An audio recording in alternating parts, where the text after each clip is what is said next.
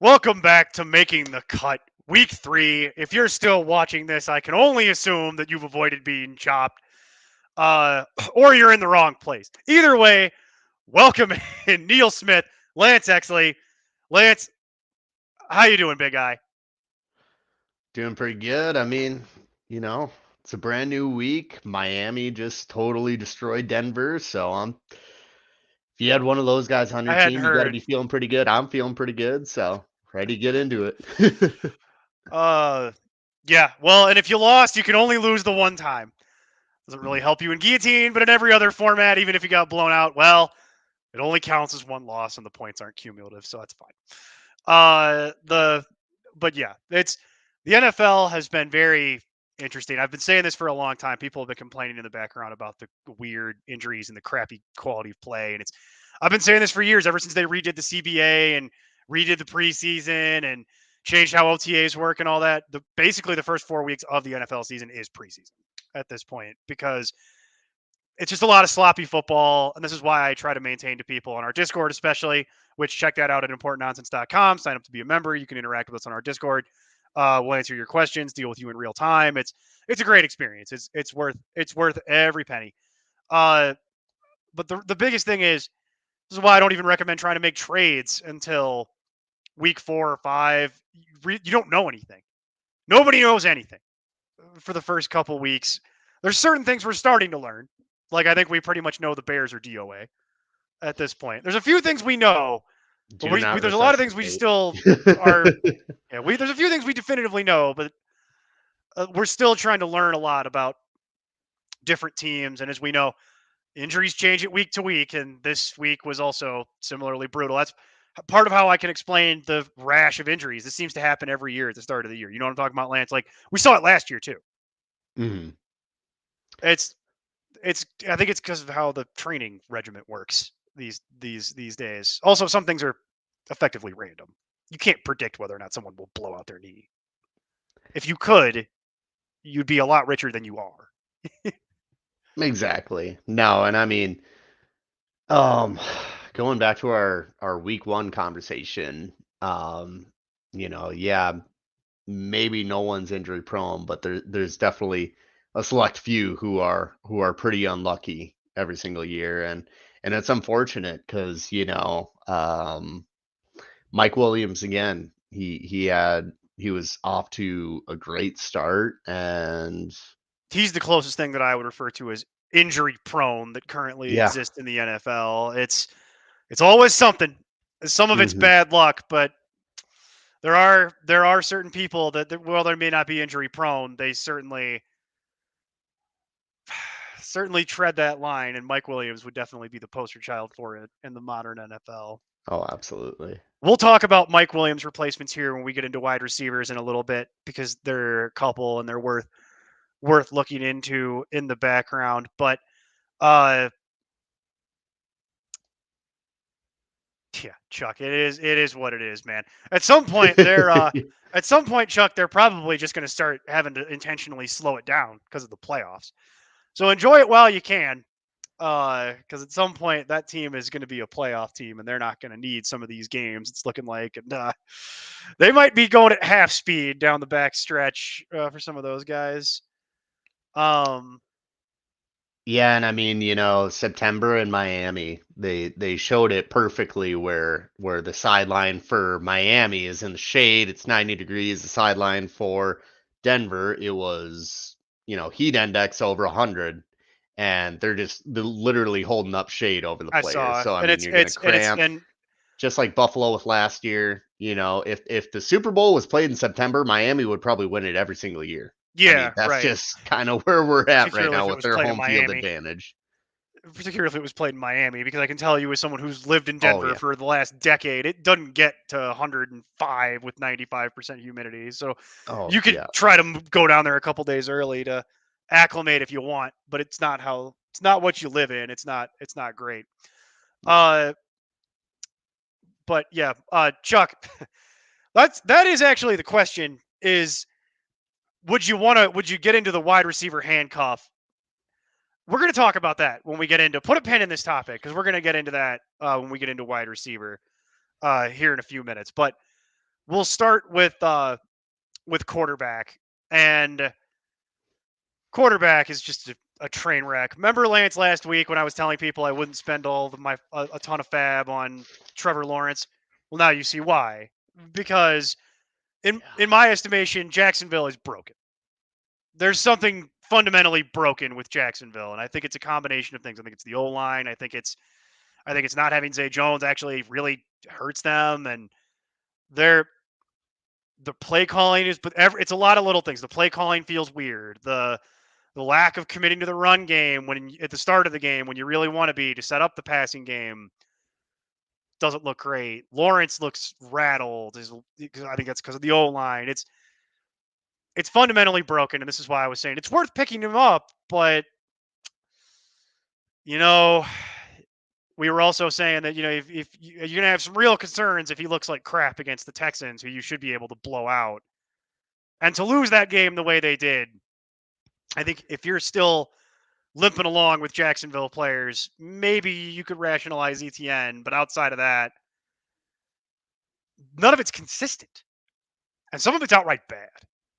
So do you have any optimism for Jacksonville? I mean, they started slow last year too, and then they got better. They did. Really, they're kind of reminding me of you know, they made the playoffs last year. The Vikings made the playoffs last year, and the Giants made the playoffs last year. All three have started absolutely terrible. And you see that with a few playoff teams where their schedule improves, they start doing bad. I don't even think it's that this early in the season. Like they're just losing winnable games. And that's a frustrating thing because you can kind of understand it if it's like, okay, they're playing, other teams who are in the playoffs, but So I mean, you like, can rationalize the loss to Kansas City. yeah, no, absolutely. Like I don't think anyone seriously had them going and beating Kansas City. But Houston, like, come on, that's been the doormat of the division for however long, and everyone wants to heap praise on Trevor Lawrence and how he's creeping into that tier with Justin Herbert and everything. CJ Stroud has had a better 3 game stint to kick off his career than Trevor Lawrence has had in his entire career. So I mean, you're yeah, I definitely if Lawrence is available, I definitely wouldn't pick him up as your savior quarterback. He's a nice depth piece to have, for your bye week, but I wouldn't be risking anything on him. ETN scares me. There's nothing you Um, can do about ETN though. yeah, You're stuck with that. That's yeah. that's no one will take it from you at a price point No, you'd be no, willing no, to no, deal no. with, and you can't. I highly doubt your roster is such that you could bench him unless you've won the lottery on the waiver wire at some point, or you won the Jerome Ford sweepstakes because you drafted him somehow, or something weird would have to be occurring in the background. Uh, well, here we'll do it this way. What's up, Straight Cash, homie? Uh, Oof. he's on with us all the time. What do I do with Burrow? Am I better off picking up Stroud, Baker, or someone else on waivers?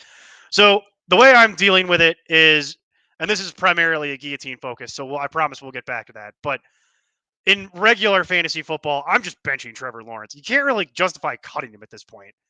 But No. I'm gonna need to see something in the background before that goes into my lineup. And in the leagues I'm holding him, I actually weirdly have him with Jared Goff, and I'm probably just gonna start. I'm just gonna start playing Jared Goff as much as I hate it. But that's why I was so as it relates to this exact question. Burrow, I think will eventually figure it out. He's not playing horribly because he's just suddenly become horrible. He's playing badly because his O line is really, really, really bad, and he can't. His calf is just destroyed. Like they should have Hmm. IR'd him when he got hurt originally, but they didn't want to do it. I understand their reasons. Too late now. Now you're stuck. But I would be looking for replacements, and actually in all formats this week, and in particular Guillotine, where one mistake could end your season. My number one quarterback pickup is actually CJ Stroud. I've seen enough. I've seen enough through 3 weeks. I'm in. It's ugly as hell. It's so ugly, but the volume is there. It's Hmm. so hideously ugly, and it's just it is not a polished product, but it doesn't matter. At the end of the day, they're letting him just rip it because they know they have nothing else. I hate to be a jerk, but that's what it is. And there's a reason why 44, 47, and then 30 pass attempts in standard scoring, back-to-back 20s, uh, 21s to be specific, coming off CJ Stroud. He is my number one quarterback pickup on what is a very short list. So straight cash, homie, I would be picking up Stroud. I am less enthused than Baker Mayfield. Baker Mayfield, to me, is fool's gold. He played two of the worst teams in football so far in his first 2 weeks, and then he showed you who he was when he had to play a real playoff team. When he got his pants pulled down and spanked on Monday Night Football in front of a national audience. And it's funny because I work with several people uh, who are from Philadelphia and New Jersey, actually. We try not to hold that against them, but it's just true. And they're Eagles fans, and they were saying, oh, well, the Bucks are 2-0. I mean, that should be a really, competitive game. And I was telling them at work, no, honey. You're going to destroy the Buccaneers tonight. It'll be over by halftime. And it was. That's so, yeah, they got beat like a redheaded stepchild's rented mule. And it is not that's what Tampa Bay is. Tampa Bay is a nice story, and they're going to beat a lot of the crap teams in the NFL. Even the average teams, they'll probably win some of those games. And there's a chance they could win that division, largely because the division is really bad. But there's no chance they're going to beat quality opponents that can actually do stuff. They're not going to beat the Chiefs in a Super Bowl type scenario. They're not going to beat the 49ers. They're not going to beat, like I said, we don't know a lot yet, but we do know some things. 49ers are good. The Eagles are legitimately good. The Chiefs are pretty good. We're still working that out a little bit in the background. The Bears are horrible and horrendous and aren't going anywhere. And that's kind of where we're starting to see like certain definitive things are emerging. But I am very interested in some CJ Stroud in my life. And then really, as far as pickups go past that, in standard fantasy, it's going to be tough because then you're still down there with the Sam Howells and the potentially Jameis Winston's with the Derek Carr injury. In the guillotine sphere, that's where you're going to be looking at like the Justin Fields is, the Daniel Jones is. If Daniel Jones was your quarterback and you started him, you probably got cut last week. So I would say, similar to my advice last week in Guillotine, there's nobody, and again, I'll reference my math. We spend $76 a week on average with the standard fab budget. That's how I run my teams and how I recommend other people recommend their teams. Limited exceptions apply. But you do this so that you have ample money at the end of the year to blow it out and flip your roster before the games really matter. That being said, if you're completely screwed, you have to sometimes allocate capital differently if you're dealing with a rash of injuries, things like that. But from my end, I would spend about $35, maybe 40 on CJ Stroud.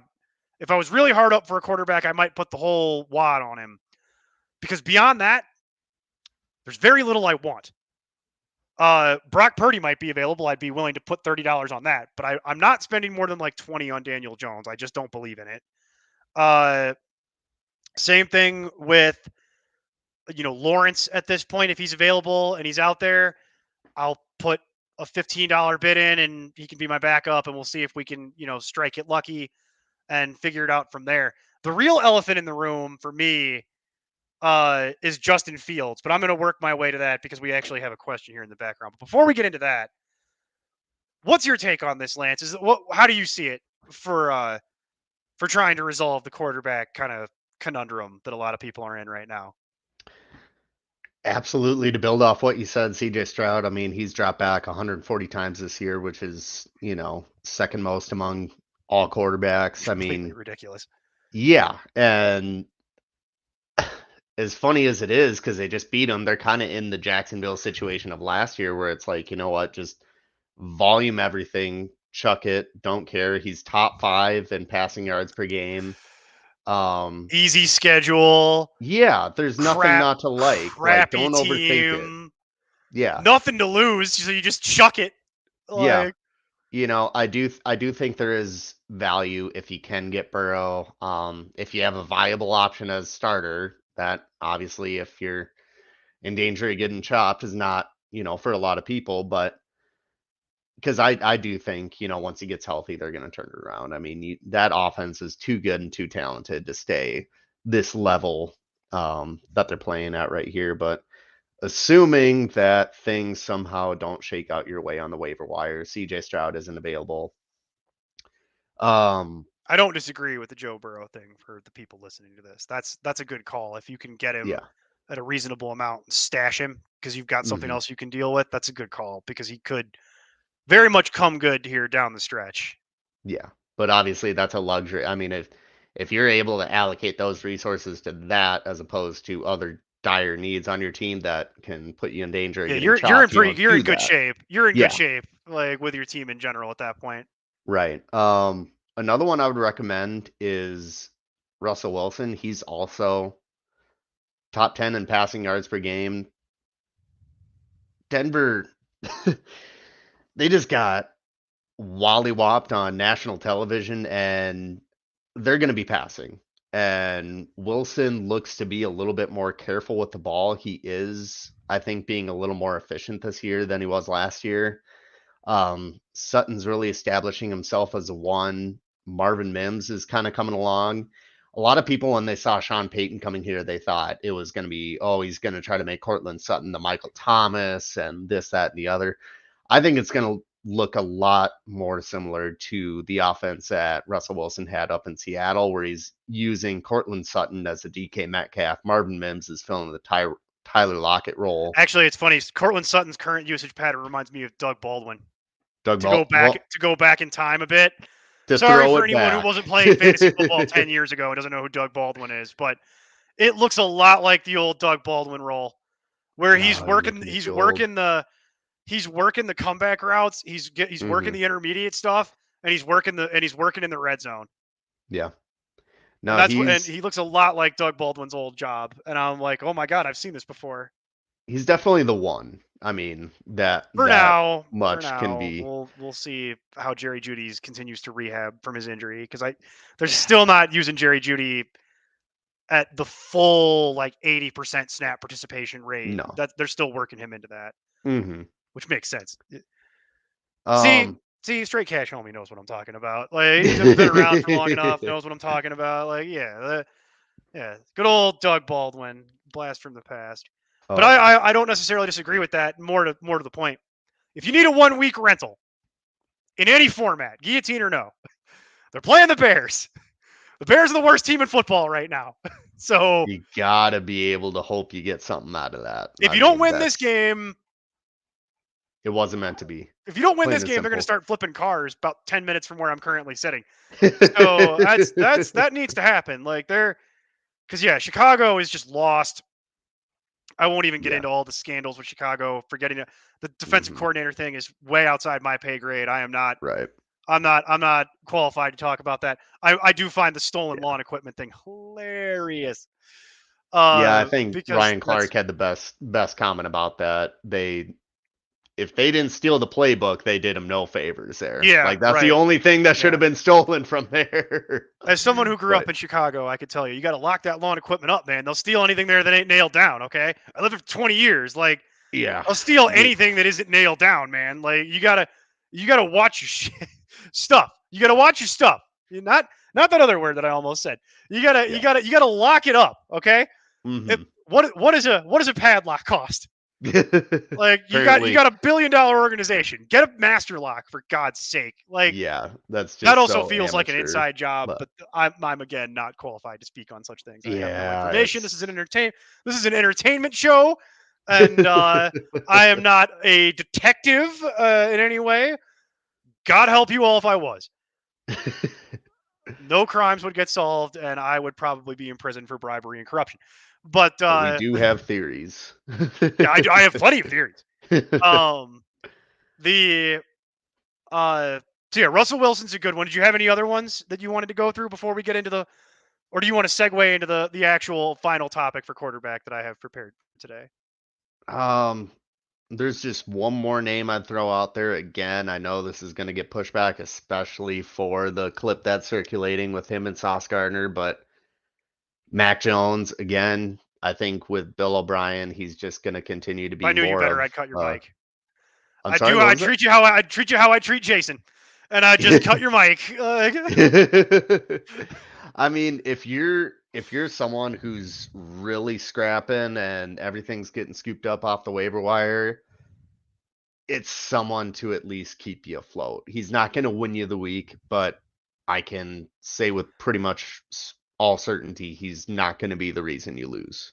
Not So something if I would that's recommend or do, but I can see where you arrive at that because he's been weirdly crappily consistent. yep, But also there's less names in the pool. We're getting yep, into buys and soon, and then Derek Carr done. hmm You got other people that are underperforming, like badly underperforming. So I could sort of see how we would arrive at this particular. But you'd have to be really scrapping, like fighting for your life to get to that. I have Mac Jones as my quarterback 28 for this coming week. So for me, I would still rather the Jameses, the Sam Howells, even Baker Mayfield. I'd rather Kenny Pickett. Uh, so that's Jordan Love, who's still available. Oh yeah, if Jordan Love is, I Uh, mean, I was not even thinking that he would be available, but if Jordan Love's he's still available, available. what are Nobody you wants thinking? Jordan Love. Yeah, Yeah, I'd go get rather him. do that. So it's like Mac Jones to me is still in the break glass in case of emergency conversation. Like in order to get to QB 28, I'm talking about not even in a 2 QB league am I willing to go for this. So in a guillotine league where it's typically one quarterback, I couldn't do it. In most one quarterback formats, I'm still not there. I hmm do get the theory uh in the background because if we go to his game log, okay, Fantasy Pros, I guess take the day off. Uh 25, 15, 13 in standard scoring. It's not nothing. And he, to your point, he's going to get you something. hmm So I could get there. My concern is still the lack of upside. He had Yeah, a no, good the week in week upside. one where he had to Yeah, throw it 50 times against the Eagles, but they ain't playing the Eagles every week. no, and he's not going to have that week to week upside of throwing it 50 times. Something I just want to add quickly on Jordan Love is I saw something from Sam Munson that said 31.5% of Jordan Love's passes have been uncatchable so far, which is the highest in the NFL. So Yeah, he if looks he like can get that looks right, like he still has way more of an upside to build on. he looks terrible, but at least it's not like Zach Wilson terrible, which is what I refer to as like irredeemably terrible. Like no amount of coaching is going to fix it. Where it's like Jordan Love could be somebody someday if he can put the work in. Like it's possible. Uh, so there's that, and he's going to get Aaron Jones back in theory, which should help. Right. And we're all praying for that because we could use every running back in the world that we could possibly get. And now I'm going to do the final thing, which was Chuck's question because we teased Justin Fields, and now we're gonna get back to Chuck's question here at the end. Um, this is why I was telling people Tough. not to be like that guy, but I am going to be that guy a little bit here. This is why I always tell people don't draft a quarterback that early in the second round. It's just not a good plan. It's just not a good plan for fantasy. You're investing way too much in a position where you're only going to start one, and ultimately you can figure it out if you need to. I never recommend taking a quarterback in the first, honest to God, even 5 rounds. For me, the way I build my teams, guillotine or no, I wait until like the 8th, 9th, 10th round. And you can find very serviceable things at that price, at that very, relative price point. You don't, the narrative that you need to have one of the top 5, the Konami code quarterbacks is wildly overblown. What you need is just something consistent. Okay, that changes what I just said. That advice is all for a one quarterback league, which is what I mean, you'd make that assumption. Two quarterback league, okay, I understand how we get there because then you have to change your math. The math changes because only 32 quarterbacks will start. So you're going to want them. In that league, everybody will get drafted. So realistically, unfortunately, as it relates to Justin Fields, there isn't a whole lot you can do.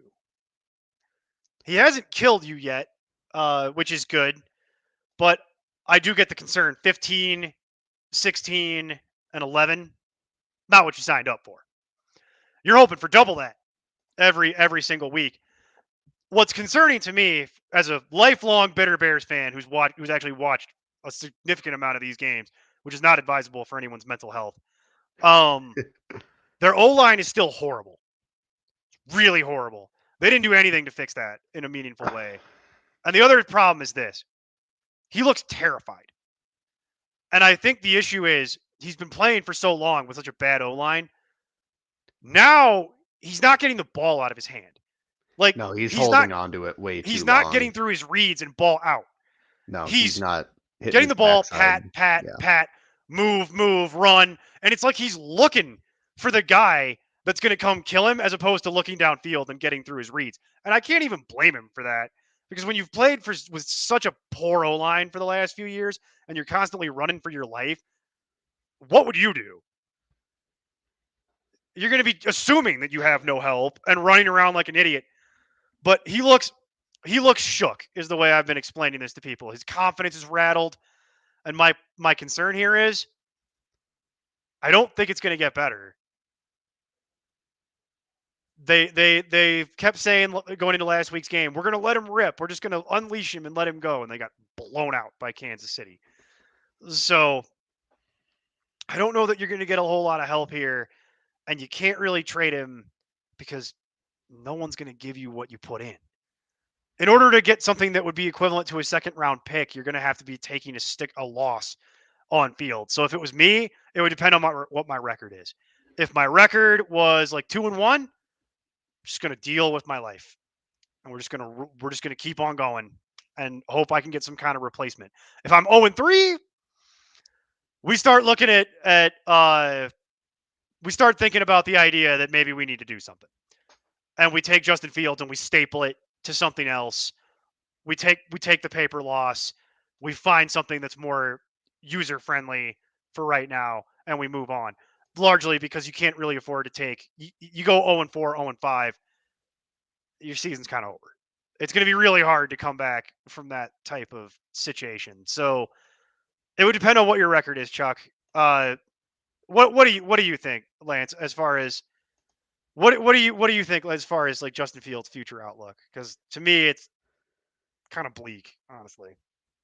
It is looking bleak and understandably so. I mean, Chicago's just you kind of encapsulated it perfectly by going into everything. The one and I'll say this for Fields, it doesn't really help shine a good light on him where he came out in the press conference last week and said, you know, and I'm paraphrasing this obviously it was taken out of context, but people took it as coaching's a problem. I'm going to get back to playing how I want to play. You'll see how that looks. And he Well, came out and fell flat on his face. well, And granted, the whole team came out flat on their face. The one bright side I will say I took from that game is for the first time this year, he had double-digit rushing attempts. Granted, it was only 11, but you look at when did he catch on fire last year? Twain The was New running for his England life. game. Running for his life. So running for his life. So the most dangerous part of this offense is Justin Fields running the ball. And for whatever reason, these first 3 weeks, they have totally tried to get away from that and turn him into something he's not. I think backs against the wall, you have nothing left to lose. Like people are talking about cleaning house, drafting a Oh, new they will. No, quarterback. this is it. Yeah. If they And don't so fix like this, Eberflus gone. Eberflus, all his staff Yeah. gone. Fields probably gone. Like Fields himself probably gone. Like they'll blow it all up, and we'll start all the way over and wander through the desert some more. That's just going to be the way that it is. So this is it. They are right about that. The general sentiment is fix it this year, Eberflus, or you're all gone. Everybody is gone. And we're going to start all the way over from nothing, which, forgive my cynicism, but I've seen this movie before with this team many, many times. There's no guarantee that even if they blew it all up, given their track record of decision making, and I could get into ownership of this team if I really wanted to, but I'm just going to spare everybody and move on from it. It's systemic. It's a systemic issue. They don't know what they're doing. Like you get $250,000 worth of lawn equipment stolen, and maybe people will start to question your judgment. I'm just saying. Just saying. Like, No, that definitely and also that not says even being in something. the top 5 of scandals in the last 2 weeks will also cause people to question your judgment just generally. Well, Lance, let's talk about running back. Let's talk about something that might be a little happier.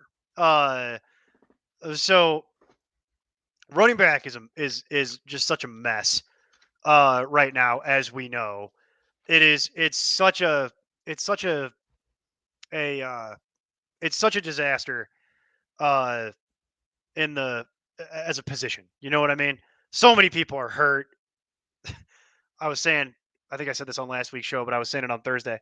I could make the argument right now that the three most valuable players in the league are Christian McCaffrey, Bijan Robinson, and Tony Pollard.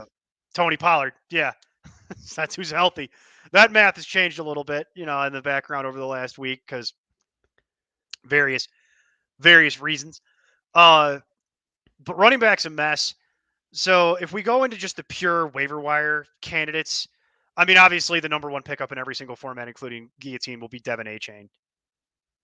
I'm not expecting a 50 every week, but you know that's where it's going to be. I mean, even with Jeff Wilson coming back theoretically here in the next week or two, even with Raheem Mostert still there, it's Devin Achane. He'll be the number one pickup in all formats. Do you disagree with that as a general take? Oh dear God, no. No, he's got speed, and it's funny that Miami was linked to, trying to trade for all these running backs, whether it was John Taylor or trying to sign Dalvin Cook. I feel like there's another one who's just slipping my mind. There might have been a No, third one Kareem in Hunt there. went down to New Orleans. It wasn't Miami, but anyway, it doesn't really matter. They didn't really need one. Like, they have everything they need in their room. Achane's running like a train from the boys. Like, he is just crazy fast. Like, this dude is a beast. Like, We're saying his name wrong, by the way. I He know it's corrected the pronunciation. Davon A-Chan, I It's think is what. Chan, yeah. And I'm A-Chan. telling you, it's going to take A-Chan. me a couple weeks to get used to that Yeah. because But I mean, A-Train is what I'm going, because he literally runs like A-Train from the boys. Like, I don't even care right now. Like, that's a compliment right now. So he's a RB6 after just one game. He had 1.4 that fantasy says more about points. the position of running back than it does him. By the way, True, true. You can take that away from him, but he had a monster game. Pretty much, he's linked to this Miami offense, and it's kind of, I don't want to say it's Kansas City-esque, where it's like, if you can just get a piece of it, they're going to be explosive enough where, you can bank on one of your players kind of getting in on that, all the scoring and all the love. But, I mean, heck, Tyreek Hill was part of that Kansas City offense. Now he's down in Miami. I mean, this offense is definitely explosive. It uses its speed. And the crazy thing to me is we see Miami put up 70 points, and everyone thinks, oh, yeah, Tyreek Hill, Jalen Waddle, Tua's throwing quick passes. They're getting Jalen Waddle is out, and most of these touchdowns were running Like they were runs over 10 yards. Like that just shows. I'd like to point out the Denver defense is completely decimated by injuries and just flat out terrible. He's not playing Denver every single week, No, and that's Waddle will be true. back. I do this for a reason because we've had a question. Chuck, if Mm. your concern is Jacobs and that's what your barometer is for who sucks, first of all, you should count your blessings at running back, sir, because it's so much worse out here in these streets than Josh Jacobs. Okay, like not to minimize people's individual problems, but like I got bigger problems, and we got bigger problems than Josh Jacobs being underperforming. By the way, I will point something out. Josh Jacobs doesn't suck. The Raiders suck. Yeah. And I just want to especially bring with. that up. That's not a Josh Jacobs talent level issue. That's a McDaniels is an idiot level issue, and the Raiders suck. Just so we're clear. I just want to be very clear on. I've watched those games. Josh Jacobs didn't suddenly lose a step or forget how to play football. He is a disaster. That team is a disaster because it's coached poorly. Hmm. Um uh And with Jimmy here G you dealing go. with the That's a real concussion. problem. You want to see a real problem? Jose's got real problems, okay? Like I know Jose's team. I talk to Jose all the time. Welcome in, Jose, by the way. It's nice to see you. Weird on a Tuesday. Uh uh weird to see on a Tuesday, but yeah. That's a real problem. That's what we call in the biz an actual problem. It's good to see you, man. He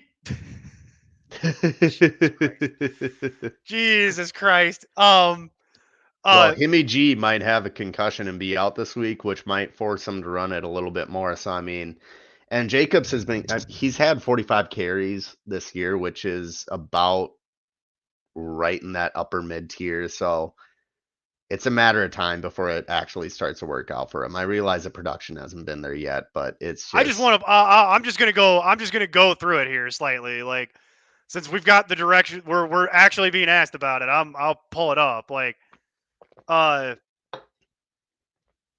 that is standard scoring. 10, 10, and 11 in PPR is a problem.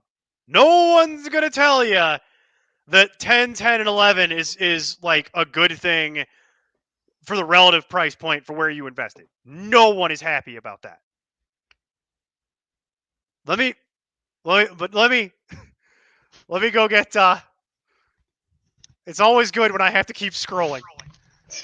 It's always good when I have to keep scrolling to get to where I need to go.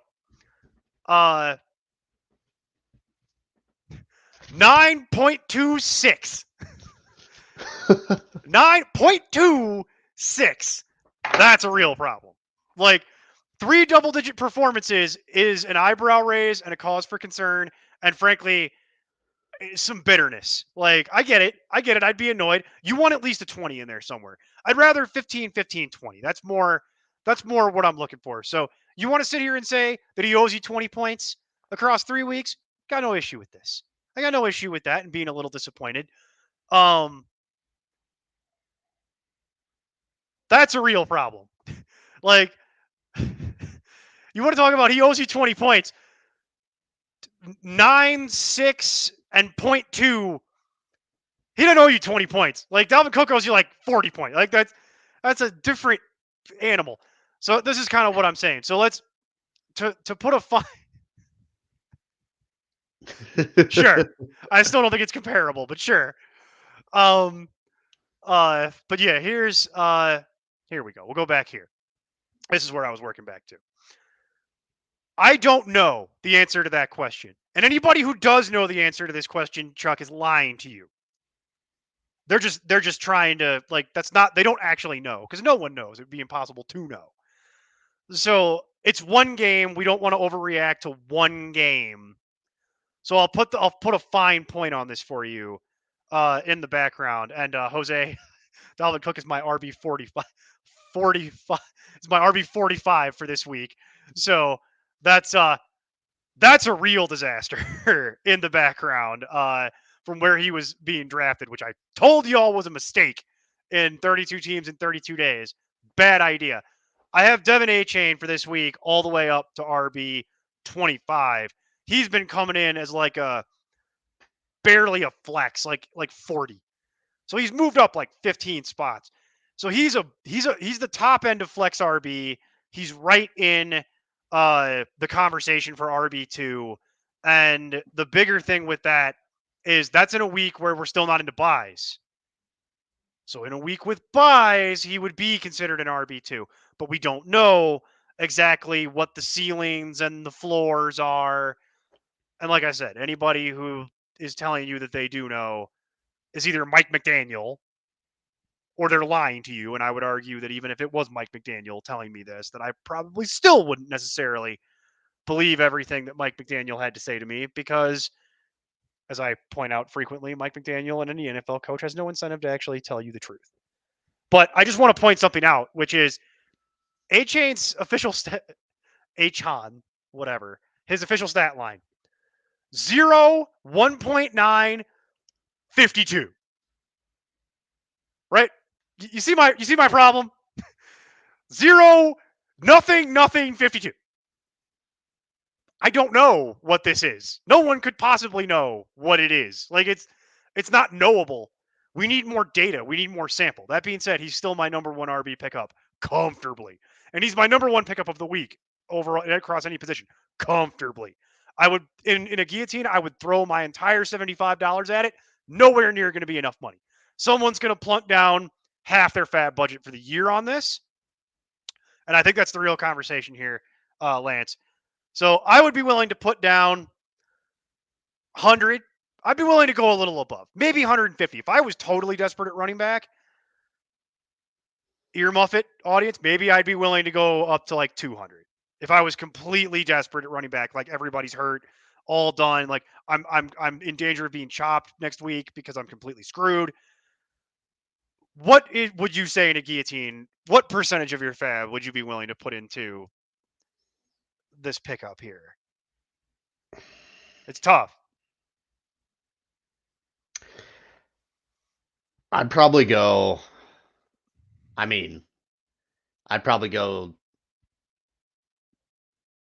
I'd probably go the full 70, which isn't going to be enough to get him. That's my point. It's not enough. I already know it's not enough. That's kind of the thing is like, throw it out there. If it works, it works. If it doesn't, it doesn't. Probably not going to, but you've seen 1 week from him. You don't know what it's going to be. You don't know how Mostert's going to fit in there. You don't know when Jeff Wilson's coming back. You don't know how much Waddle, affects everything. And Mike McDaniel was the running game coordinator for San Francisco prior to, what he is now. Think of how much of a nightmare those San Francisco backfields were.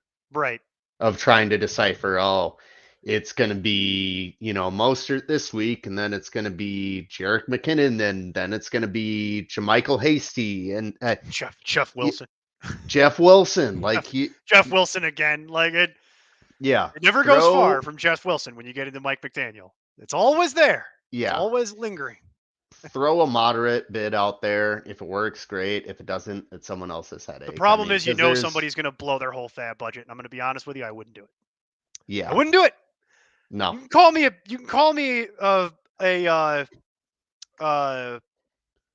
boy, there really is no PC term for what I'm trying to refer to. None of those words are YouTube friendly. You could call me a lady genitalia if you would like. But I will not be blowing my entire fab budget on it, and I don't care if somebody else wants to and it works out for them, great. But there's equal likelihood in my mind that you're just going to blow your whole fab budget, not get what you want, and then you're going to. It's going to be a headache more. You're going to be in deep trouble if it blows up on you because you got no way to undo it. Yeah, like in regular fantasy, I would be willing to put up a decent bid on this as well, but same general logic. I'm not blowing my entire fab budget for this. I would be willing to use a number one waiver priority though. In regular fantasy, it would definitely be different just because if he produces a week like he did his first 2 weeks, you're not going to get chopped. Right. In guillotine, it's a different story. So that's exactly why. The margin for error is so fine. Whereas in regular, you could absorb this a little better. Still wouldn't blow my entire fab budget. But I would be very much willing to use a number one waiver priority because that you will eventually get back. Yeah. I also have been recommending to everyone for the last 2 weeks, both on this show and on Thursdays, that yeah, Jeff Wilson is coming back. If you have an IR slot, you should be picking him up now, putting him on your IR slot because no one's thinking about that right now, and he will have a role when he gets back. I also wouldn't waiver claim him. I would just pick him up and put him on my IR slot if I had him. Yes, point two. This is why I'm saying, Chuck, the struggle is real. The struggle is bad, man. Like running back is bad. That's like I get why people are like, oh, Josh Jacobs, 3 10s in a row. That's not what I wanted. Look outside of that bubble. I understand no one's happy with that. I get that. No one's happy. Look outside of that, out of that bubble for a second, and realize that other people's problems are so much worse, like so infinitely worse. I would also be doing that, Jose. I would be Dalvin Cook is benched until further notice. He's borderline droppable. And I would be starting Spears in the future. Yeah, we just covered it. Jeff Wilson is a good pickup, especially if you have an IR slot in your league, Jose, because I know how your league works. That might be hard because I know you have the position limits until you can convince them to change them or play in a different league. I don't know, whichever's easier. But I know that will be hard for you. I forget what your running back room is, but Dalvin Cook is firmly on your bench at this point. I can't imagine that you would have any. How could it be worse than what he's doing right now? So play Spears. I would absolutely be playing Spears. And there's a reason I brought up Spears actually because Spears is another one that we've been talking about on the Jason and Mike were talking about it yesterday. We talked about it last week. Spears needs to be at 100% rostered. Am I crazy, Lance? Am I crazy? No, not at all. I mean, he's cutting into Derrick Henry's workload. Derrick Henry's Significantly. yards per carry has dropped to 3.2. I mean, do you have the snap percentages handy? Because I can go get them. I can go get them. I think Henry only played this past week 36% of the It's snaps. It's not 1 week though. Keep going. Keep going with Okay. with that. And I'm gonna go get the full table. I have a table that I just need to go get. But yeah, it was pretty much a thing where, the Titans just got in over their heads and they had to throw it. And Derrick Henry is not the guy that they're going to have out there when they need to throw it and pass protect and all that stuff. I mean, he's getting close. Is he 30 already? Henry? Yes. Yeah, I'm gonna say yes to that. Flirted with that, He's between 29 and 31. Yeah, and I mean he's had such a enormous workload over the past couple of years where the drop off was inevitable. Everyone wanted to say, "Oh, it wasn't going to happen because King Henry," but Father Time is undefeated. Unless you're Tom Brady. No, even Father Time beat him. That's why he's not still You're playing in the 45, NFL 46 currently. years old. Yeah, you but still won. Still won. I need to keep looking for my table. But yeah, especially with how bad. I got it. It's effectively he played like 40% of the snaps in week 1 when they were getting blown out, which is not great. Week 2, he was at his normal percentage when they were winning, which is like 70+%. You know what I mean? And then last week when they were losing, he played 36% of the snaps. And Spears is getting the rest of it. There's not some third guy that's cutting into that. That is the correct reaction, Chuck. I've had this conversation with Jose for probably 3 years now about position limits, and there's nothing he can do. He's just stuck. But yeah, in the first half, when the Titans were getting blown out, Spears had 18 snaps. Henry only had 7. Last week, Henry only had 36% of the snaps for the game. I mean, Spears needs to be rostered in 100% of leagues, especially if something was to happen to Henry. I still don't like Spears super a lot for Dynasty, but we don't care about that really we damn sure don't care about that for Guillotine. So for me, while everybody is out here killing themselves, throwing their wallet Devin A-Chain, A-Chan will eventually, I promise you, Devin, I will learn how to say your name properly A here. train. Very A train. sure. Uh, I will learn this. We will work on it. We will get back to you. The the issue is I would rather go and put a low ball offer onto Spears and just hold it because he's already getting work in a league where any running back who gets work has value for any level of fantasy, whether it's guillotine, dynasty, doesn't matter. And the bigger issue is he should be rostered at 100%. I mean, he's currently sitting at, it's an aggregate number because it's from Fantasy Pros. He's only rostered in between 20 to 25% of leagues. And that factors in like Yahoo, ESPN, Guillotine, like all these different formats. Aggregate, he's at a 20. That's criminal. Criminal. Yeah, especially he's getting the 2-minute workload. He's getting the third downs. He's getting the short yard. I mean, he's out snapping Derrick Henry on the short yardage usage. And for a back like Henry, as soon as he's losing those type of work, like it it's kills it. him. He's a Yeah. volume. Yeah, exactly. He's a volume based guy. Marcus, don't get it twisted. It's Achan by a lot. By a lot. But you got to, what I'm talking about is relative price points. Mm-hmm. Achan is going to be like blow your whole fab budget. If you could put in a number one waiver priority, and that's all you had to put in for him, yeah, go get Achan. There's no one's debating. I think you might have come in halfway through this. To level set for anybody who came in halfway. Achan is the number one pickup for all of waivers, for across all formats. He's number one. But I'm just saying, like, if you're looking for running backs, Spears is like my number 3 running back pickup overall. But we had a direct Spears question, so that's why I kind of pivoted. I didn't go in order. If we're going to go in order, it would be Achan, Elijah Mitchell, who's at 38%, and he should be at 100 as well, because everybody cut him when he took that 0. That was a mistake.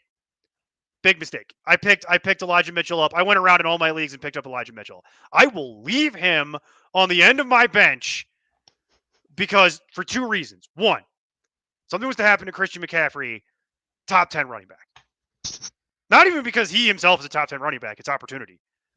That's one. 2, if nothing happens to CMC, I will trade Elijah Mitchell near the trade deadline to the person who holds CMC for something nice off their roster because they will want that for the playoffs.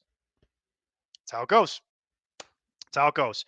Sometimes, I learned this years ago, sometimes holding other people's handcuffs can be more valuable than holding your own handcuffs.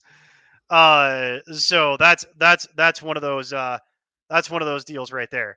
So I'd rather have Achan, and I think Lance, you'd probably agree with me, but please correct me if I'm wrong. I think I'd rather have Achan rest of season, but I don't want to spend. If we're assuming fab, which we usually do, and in guillotine we absolutely are because it is fab, no debate. I'd rather Achan the rest of the way than Spears. The whole point about Spears is he's only being rostered in 20% of leagues, and that's stupid. And it's way cheaper. It's going to be infinitely cheaper. But if you're asking me who would I rather hold, it'd be Achan for now. Honestly, I would probably say Spears. I feel like he's just the path to him to be the starter is a lot more clear than that is. I can't argue about that. I mean, with Henry, obviously he's going to get it, but the thing is Spears is you have your clear one in Derrick Henry, and then you have Spears right behind him. Like I said with Miami, you have so many mouths to feed. You have Mostert, Wilson, Achan, and you've seen one game out of I feel like I'm Achan forgetting. Savon Ahmed is still there somewhere floating around. Right. I feel like there's another guy who almost forgetting his name. Miles Gaskin's gone. It's not Miles Gaskin anymore, but no, he's in Minnesota. But with Tajay Spears, you've seen a trend week to week where he is getting the workload. So not the full workload, but he is getting more work week to week than Achan is. And he had a phenomenal game. I'm not taking anything away from him. But for me, we went through it 0 to 52. Yeah. So, I mean, if you're okay with boom or bust, and that's the way you want to live and die, like, do you? The community has spoken on this, by the way, because per Fantasy Calc, which is a good Twitter follow, by the way. If you still do, I refuse to call it that other name. But if you still do the Twitter, Fantasy Calc at Fantasy Calc 1 is an interesting follow. By their data, uh, because of that game, Devin Achon has moved up from, wait for this, Dynasty RB 32 to Dynasty RB 12. So the public has decided. I don't necessarily agree with that, by the way, but Well, Dynasty is also kind of a different argument too. it is. I just think it's Then, interesting. so I mean, I just I think it's get that's interesting. incredible. I That's just think it's interesting. incredible. It's just But interesting. It's yeah. not. It's not relevant to this show. Mm-hmm. It's not even guillotine related at all. I just think it's fascinating. I just think it's fascinating, and it's been stuck in my head all day. Actually, I read that when I was eating my lunch at one point, and by eating my lunch, I mean shoving a bagel into my face in between phone calls for work. That's what that, and it came across my timeline, and I'm like, that is fascinating. 24 spots. For one So week. it's pretty because of one game. So as far as other guys, that's how I would have it as far as just pure running backs. It's Achon, it's Mitchell, and then it's Spears. In that order, that's how I like it. 4 would be Roschon Johnson. Yep. Could you, hey man, here, you want to know something fun? Roschon Johnson is rostered in 40% of leagues. Spears is rostered in 20. Roschon Johnson is rostered in more leagues than Elijah Mitchell is. I figure I can't. If anybody can explain to me how that's possible, I am more than willing to sit here and hear the explanation. I would love it. So those would be, but I do have them roughly in that order. It would be for me. It's Achon, it's Mitchell, it's Spears, followed by Johnson. Roschon, and then 1, 2, 3, 4. I guess number 5 would probably be, if I had to give you a fifth name. Oh boy, I hate all my other names. That's why I didn't even have. I had like 4 that I felt good about, and then there's like a fifth. 5 could be any number of 5 guys. It's all kind of crap, to be honest with you. Those are my guys that are like widely available. I have some names to target for teams that likely got chopped in the background, but we'll do that here in a minute. What do you think, Lance, in terms of, like the traditional waiver wire, because that impacts guillotine as well, as we know. What do you think? Is there anybody that I missed? And you want to challenge my order? Tell me I'm No, crazy. I mean, well, I'm sitting here. Like, I honestly would probably keep your order exactly. The only two that I would probably, I'd for sure flip Spears and Achon. so Um, Spears would be your Spears number would be one. 1, Okay, Mitchell would be 2, it's interesting. Achon would be 3, Johnson, and then the fifth name I'd throw out there, and like you said, it's all kind of crap, but All ugly. Justice Hill. I think if Gus I Edwards isn't going to suppose. be there, um, I because don't it know looks if like Justice Hill is available in enough leagues. I will find out. he So might don't be you picked worry. up already. Don't you worry Okay. about that. I'll find out. But keep going, because I But don't yeah, I mean, necessarily they buy the have, Justice Hill if take. Gus Edwards is out, they have Melvin Gordon He has a concussion, for those of you who are listening along at home. and Kenyon Drake. Kenyon Drake came into the game He looked good. because a lot of people are wondering, well, where's Kenyon Drake? He was this great running back, and Arizona, I think, was his last spot. Then he Well, played for that the was his last Like, real job, and then he's yeah, knocked around at a few other spots on 1-year contracts. kind of like Melvin Well, he Gordon, went to the but he was, Raiders, and then he was yeah, terrible with the Raiders. That's because the Raiders is a terrible organization that doesn't manage their talent properly and hmm hire people like Josh McDaniels. I could go on. and he got hurt. So I mean, He I'm did not get going to hurt. hold too much of that against him, but. Kenyon Drake came into the game, and on his first carry of the season, after getting elevated from the practice squad, he fumbled. Yeah, He he did do that. he is what he is. Like, you're not going to change him. Gus Melvin Edwards is Gordon. rostered in 54% of leagues, so he wouldn't Okay. qualify for my list. Because in order to qualify for my list, you have to be available in 50, effectively no more than 40, 50. I'll usually make an exception right at 50. So he's just over Justice the Hill. line. Yeah. Oh no, wait, I read Gus Edwards. See, this is what Yeah. happens when I'm. This is what happens when I'm trying to do two Going too things at once. fast. Justice Hill is widely available. He's rostered in 30% of leagues roughly, Yeah, he ran 11 so he'd times be for available. 41 yards. He didn't have a crazy good week, but I mean, at the end of the day, if you need a 1 week fill in, he's a starting running back probably in the Baltimore backfield that is run dominant. You know, I don't think Drake's going to challenge him for much. Melvin Gordon, I'm not getting excited about him. I'm not getting I've worried seen that about too many him. times. Seen that movie a Yeah, bunch of times, man.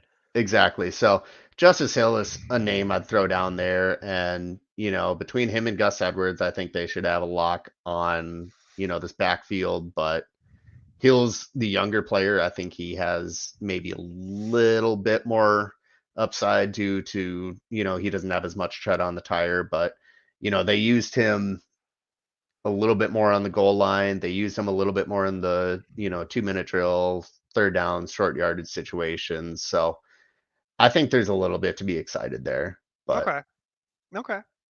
I mean, it's not a name I had on my list, so it's a good. I appreciate the addition right there. Like I didn't. To be honest with you, I try to stay away from the Baltimore running back, but there is it's a there is headache. something to be there is something to be said for the idea that uh, if Gus Edwards isn't playing because he's got a concussion, which very possible that yeah, it probably would be Justice Hill next man up, and that actually runs contrary to public opinion from what I'm seeing on here. Most people think Melvin Gordon will win the job, but Yeah. historically love Melvin Gordon. Wish all the best things in life for Melvin Gordon. Yeah. Uh, Actually met him one time at the fantasy football convention years ago, and I've told this story on the air a number of times. Sweet guy, like super nice. And he made me laugh because he stayed late to sign autographs for people. He didn't have to do that. His people were actually, his handlers, his wranglers were actually trying to get him off the stage. They were like yelling at him to get off the stage. And he was standing there signing autographs for people. And he made me laugh because the reason it made me laugh was not because he was just doing that and his handlers were yelling at him. That's, it is what it is. He was signing autographs for the kids. He was taking stuff from the kids. There's a whole imagine him standing up on a stage. He's elevated above everyone else, and people are trying to hand him things up, and it's a whole big ball of people that's right there. And what he was doing was he was systematically taking things from the kids, and he didn't take anything from any of the autograph hunters or people like that at all. And then he walked away, and all the kids were like, "Yeah!" And all the autograph hunters were so pissed, and I was laughing so hard. I was laughing so hard, but he had the presence of mind to like just take the things from the kids and didn't Yep. take anything from the autograph hunters. Uh, and those people were livid, and I was dying. I was dying laughing because um, those people are not.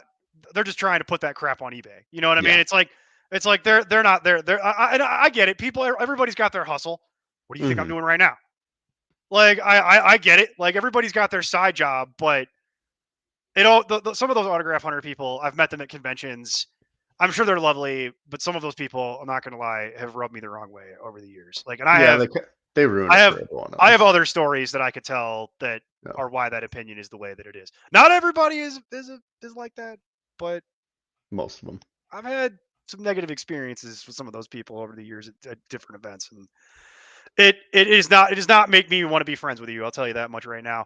Uh, so let's get into like we did the true waiver stuff. If we get into like the actual like people who might be available because they got cut, that's an interesting conversation for this week because there are a few that I would have out there. Derrick Henry, we just got done talking about it. I'm not actually going to be super interested in putting a huge bid on Derrick Henry. I'm going to let somebody else deal with that problem.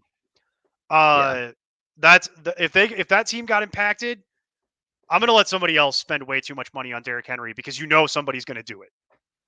In a league with 12 people, someone is going to spend a ton of money.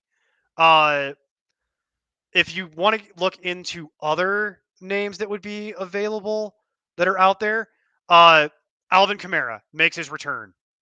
If that team was impacted, go pick up Alvin Kamara if he's by some chance still available in your Guillotine League. Uh, and then the other one that I have is Aaron Jones. That team might have been very invested in Aaron Jones, got chopped at some point, and then he's been floating around. Aaron Jones looking like he's going to play on Thursday night finally. So if he's available, go in for that. The other one that is out there, is Javonte Williams. The nerd would tell you to go spend a bunch of money on Javonte Williams. I am not the nerd. I argue with the nerd every Thursday as part of some penance for some sin that I committed in some past life, I think is how that has manifested in my world. But I'm not getting in on that, mostly just because I just don't believe that it's going to get better in Denver anytime soon. And shout out to the nerdy. The nerd knows I love him, but I'm gonna throttle him one day, and that's just gonna be the way that it ends. Like that's how that show will end at some point. Is we're gonna get into a massive fight, and that's gonna be the end of it. Like, uh, but I'm not interested in that. I'm gonna let somebody else spend all the money on that. And then my final name for this is Najee. If the Najee team got clipped, I'm out. Jalen Warren has moved into that too much of that job for Najee to be Najee anymore. And we do have so Lance. Those are my names. I just kind of rattled them off, and then but I want to go to you. What do you think as far as established players? Who's got what are your like? Where are you trying to steer people? Who are you trying to avoid? Well, the hype's all about, Travis Kelsey and Taylor Swift. I'm worried about a different Kelsey and Swift. That's Jason Kelsey and DeAndre Swift. Like he has looked like the best running back in Philadelphia since LaShawn McCoy. Like the dude's just going nuts. And there's a chance he might be out there because whoever started him or had him on their team still left him on their bench because they weren't sold on it. Oh, if They're DeAndre Swift was given. available, I'll break one of my own rules and I'll stack I'd some cash double, up for yeah, that. I'd put 150 150, easy. no problem. Yeah, no Because questions I'm right asked. there. If you're telling people, if your advice is go roster DeAndre Swift if he's somehow available in your guillotine league, yeah, I'm right there with you. Yeah, Yeah, I mean, go get all the money. Go get yeah, it all. Even with yeah. the 50-50 split with Gainwell that we saw, which is probably going to be the normal going forward. I don't care. No, I don't actually care. he's Makes no producing difference. a ton with his workload. He might get hurt at some point if they gave him the whole job anyway. So let him do half the job if that's what I'm gonna. If that's what half the job looks like at that point total, great. Love it. Love everything about it. Start him every week. Absolutely worth it. Brees Hall's another one who he's on the Jets offense. It's ugly, but the If I could get more him for like $10, I would do it. Depending on what my running back room looked like. I'd probably go 30 just for how the running back positions looked and injuries 30 that is not pile up. unreasonable. 30 is not unreasonable. That's Yeah, not an I unreasonable mean, amount of money. I think I'd probably swing that. You're Jalen talking about like Warren, 3% of your total. I'd have to look that up. I don't know where Jalen Warren is these days as far as rostership, but I agree with you. yeah, I mean he's Wow, getting Jalen Warren is only rostered in like 45% of leagues. Okay, go pick up Jalen Warren in every format. Congratulations. You did it. Like I would have thought yeah. that'd be way higher by now. Way higher. um he's getting close to a 15% target share of that offense. Like there's no reason that you shouldn't go get him and try I to have him talk in yourself multiple out of it because leagues. then I was Najee on him since last year. exactly. So I mean he's producing for you. He's gonna get it done. If I had to go one final name that I would be willing to take a swing on,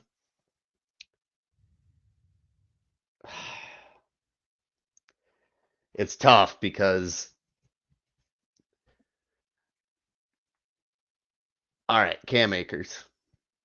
I want to say Ty Chandler because he's got the talent, he's got the speed, but Cam Akers, especially with O'Connell's comments, Madison fumbled again, and O'Connell came out and pretty much said, yeah, if other people are gonna start to get the ball, and I think that's the only rational reason that they traded for Cam Akers because they're not really handing it to anyone else aside from Madison. So Yeah. I think I'd be willing to do it if it was very cheap. Oh, very, yeah. No, I'm not Very, breaking the very bank cheap. for him. I If I would can do go this under for like 10, five under 10. bucks, Yeah. if I yeah, if I can do it for Yeah. $5, cool. But I'm not Yeah. spending more than $5. All right, we got some real quick. Jose, Jonathan Taylor. I know why he's asking this question, by the way. The reason that I tabled this until we got to the end of running back is because there's no take really. It's not a take. It's just it's a holding pattern, like an airplane that's circling the airport while you're stuck on it, because there's nothing that you can do. He's on your team. No one's going to give you anything close to face value for what you were invested in for it. Not even close. So your choices are this: you can wait and hope that when we open the mystery box that is Jonathan Taylor now, that it's a boat and not something horrible like cat turds, because you're you don't know what this is anymore. He is unhappy. He doesn't want to play in Indianapolis anymore. I would also be unhappy, by the way, if my boss basically told me I didn't matter at my job. Probably not a great motivational tool to tell people that you're not going to pay them and that they don't matter, and take them to a nice restaurant while you do it with your giant watch and your ring that you're wearing. Not a good plan. But such is Jim Irsay, as we know. Don't try to figure out what that guy's doing. You don't. I almost got myself into some trouble. I almost just said a thing that I might have gotten into court for. We're gonna move on. The bottom line is this: if I was like 0-3 and I was completely screwed, I might start thinking about shopping it around. The problem is that you're not going to get what you want. You're not going to get something good.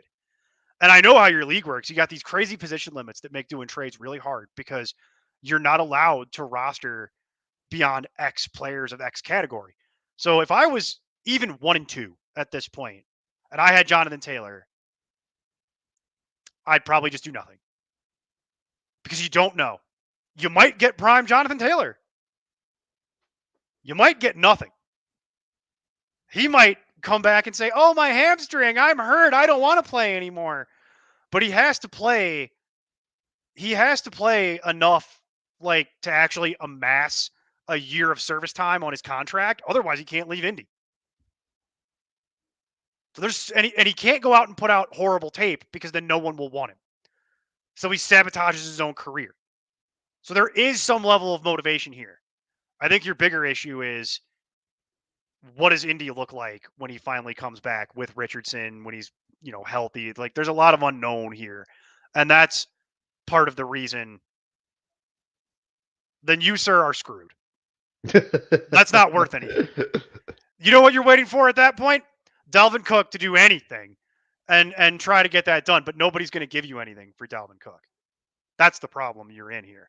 You have one running back that has value, but not a level of value that will make sense for you to trade him because you'll never get a solid return.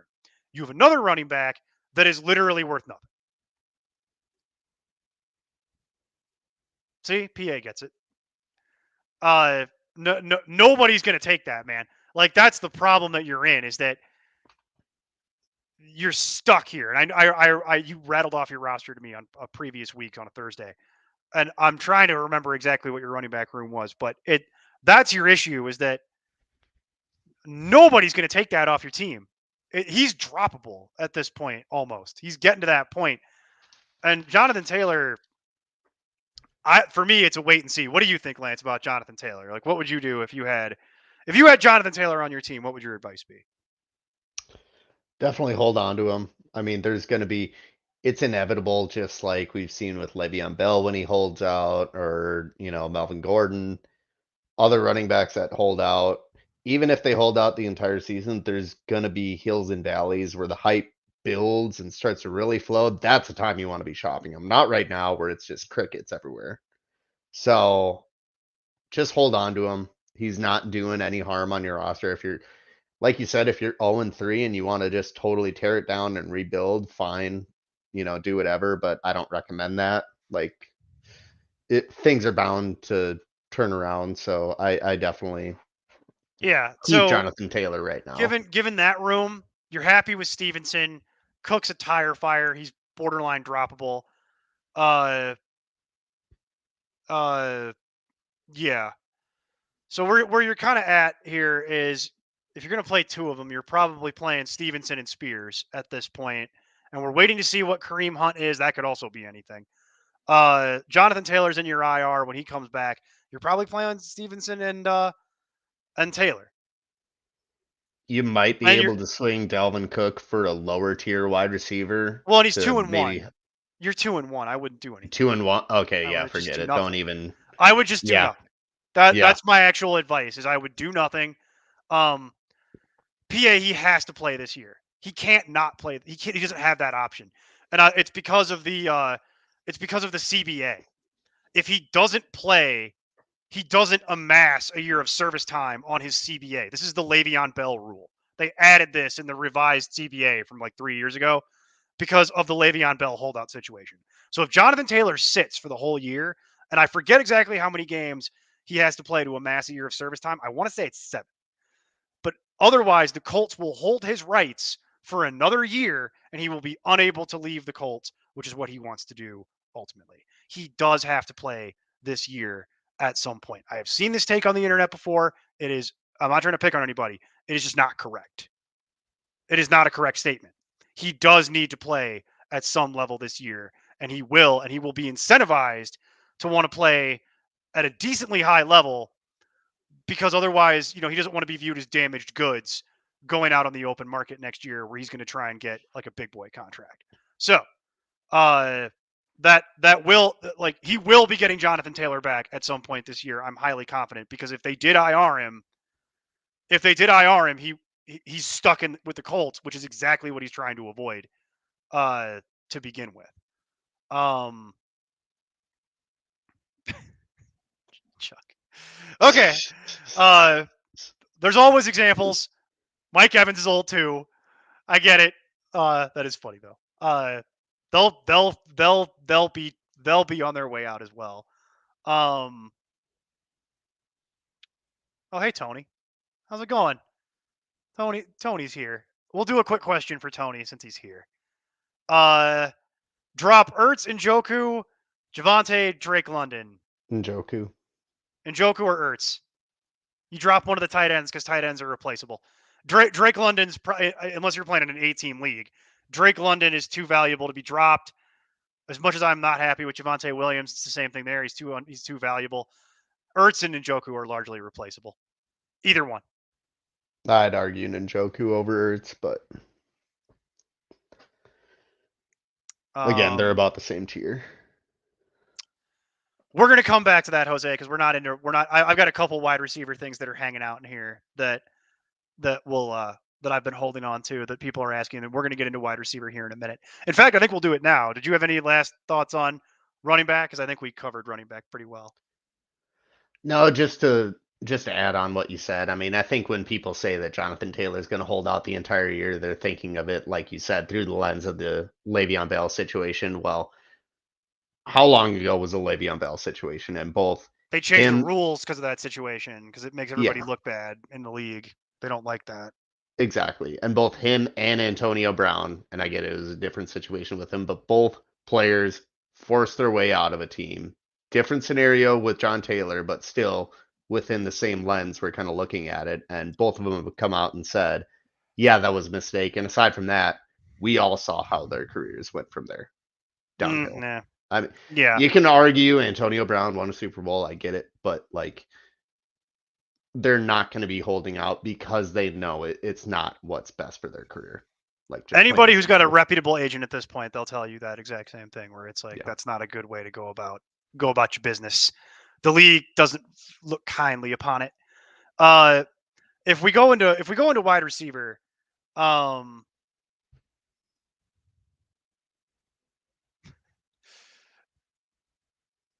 disagree, but we'll see. I was never that high on the Fields bandwagon. You're thinking of the other people that I work with. That guy called that at that FF nerd, and that other guy called at Mike Berland, and that other guy called at Mike Manning. I'm too big of a bitter Bears fan. I'm the guy who tells you to wait on quarterback until like the 10th round. But if we go into wide receiver is very interesting right now because you've got some interesting names that are out there. For me, number one is Tank Dell at this point. For the same reason we talked about CJ Stroud, what feels like 20 years ago at this point in this show. We talk about the CJ Stroud being the number one quarterback claim. That would be Tank Dell for similar reasons. If you're going to average 10 targets, Not I'm being slightly flippant, you know what I mean? But if Yeah. you're gonna average 10 targets, you're gonna be picked up. Uh, Number two would be Thielen. He's still at that 50% margin here in the background, so he's still widely available, and it doesn't seem to matter who the quarterback is for the Panthers. Uh, he's getting as long as he's on the field, he's getting targeted like crazy. And then it gets kind of ugly after that. For my personal third one is Marvin Mims, who's still widely available. Mims is not something I would be starting. Mims is a stash because his usage is still way too up and down and sporadic. But he's making the most of it. So you gotta like that for right now. And then I have some other names. You got we'll get into the whole LA situation, and then Josh Downs is a name to look at, widely available. Not something you would have to spend a lot on either, but he's working on carving out the role that I expected him to have, which is basically just being their starting slot receiver. So that looks somewhat attractive for PPR. How do you want to do this, Lance? Do you want to talk about LA now, or do you want to go through some of this and just do LA and just one? I guess the chart. We'll just the Chargers. You want to do the Chargers in just one big gulp? Because I'll sidestep and then we can do the Chargers, but Romeo Dobbs, if he's available, that might be borderline, but definitely go get him. I mean, he is carving out the clear number one role in this offense, well, and Watson will be back at some point, and I think all three of them are kind of interesting. Dobbs and Jaden Reed being the other two that are kind of interesting to look at. Widely yeah, I available. just with how much of the offensive snaps he's playing. I mean, even when Christian Watson comes back, I think it's the Chase Claypool, Gabe Davis effect. He scored a bunch of touchdowns. Everyone thinks he's going to be the number one, but Dobbs has consistently, you know, gotten the snap share and proven to, be able to back it up. We'll see in terms of eventually may probably eventually, but it won't be this year. There's still too many people in front of him for him to do it in 1 year. But for Dynasty, this is why Mims got so much hype uh as that type of thing. All right, let's talk about the whole Chargers debacle. So we touched on it. Mike Williams tears his ACL, done for the year. Sad story. Story we've seen before. I mean, it is what it is. There's not a whole lot of analysis on it. He's done. The question becomes, what how do you want to attack that problem in the background? And I'll tell you what a lot of people believe, and when I say a lot of people, I mean credible people. People like Andrew Erickson, Derek Brown, people that work for Fantasy Pros, people that are like, I mean, I'm in the Fantasy Pros ECR and I'm an affiliate of theirs and like things like that. I do rankings, but talking about people that are like employees of Fantasy Pros, they're all in on Quentin Johnson. Quentin Johnson's widely available in 60% of leagues on aggregate. Honestly, and far be it from me to run the risk of getting myself in trouble with a company I'm affiliated with, and I'm open about that. I don't think that's right. I think Josh Palmer's who I want because I saw it last year, and I saw it in the game in the game where Mike Williams got hurt. They send Josh Palmer out. He was already the third wide receiver, and they like him. They seem to trust him. And for me, Josh Palmer, Tank Dell would be my number one waiver pickup for wide receiver in all formats, including Guillotine. And I'd spend up a little bit to do it. I'd spend if I needed a wide receiver bad in a Guillotine league, I'd spend my whole 75 on it if I had to. Because I feel pretty good about that at this point. I mean, you're worried about him being a little small, but you're worried about everybody getting injured. The other ones, though, to me, it would be number two would be Thielen, just because Father Time is ultimately undefeated, but I think Thielen, like we said it in the preseason, I think Thielen's going to get 1 or 2 more years in the tank before he completely falls off. And number three would be Josh Palmer, pretty comfortably. And I'd be willing to put up like $30, $40 for this. So if everybody wants to go blow their fab on Quentin Johnson, I get Quentin Johnson is, attractive because they drafted him. I'm I'm not interested in I'm not interested in that in the background. So not as interested nearly as I would be in a Josh Palmer situation. And then after that, it would be Mims, the Green Bay guys that we just referenced, and then Zay Jones, and then Josh Downs. So you got a lot of options at wide receiver here.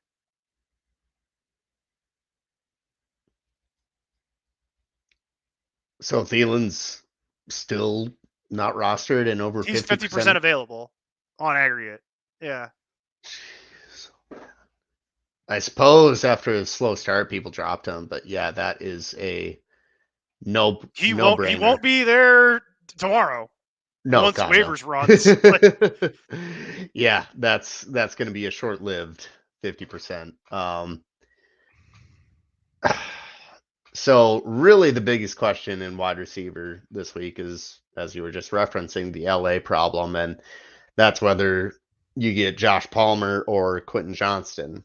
Now, I think kind of like the Miami backfield, people are going to tell you that they know, but really, I don't think anyone knows unless it's Brandon Staley, Kellen Moore, and even then, they have no incentive to tell you the truth. So really, no one knows, and we're all going to find out. My best advice would be if your wide receiver room is looking good, I would stash Quentin Johnston and keep him for later because he seems like one of those. You see Zay Flowers out there, Addison's getting work early, Puka Nakawa is getting work early. There's other rookies who they slowly ramp up, throughout the year, and then towards the end of the year, they're all, full humming. I think Johnston's gonna be that. Josh Palmer, he's the guy if you need someone right now. If you need someone right now and your wide receiver room's looking rough, definitely go get him. He looks like, in these next coming weeks, he's gonna get the majority of the snaps. I think they'll try to work Johnston in there, but I think Josh Palmer has proven that he can produce in this offense, and especially with Kellen Moore, he's gonna get him some work. So in terms of ranking, Adam Thielen is the no-brainer number one for me. even over Tank Tank Dell, Dell. Okay. Tank Dell number two. Okay. I mean, I've seen it from Thielen, Long and time. A whether lot of it's history on that mountain. I get it.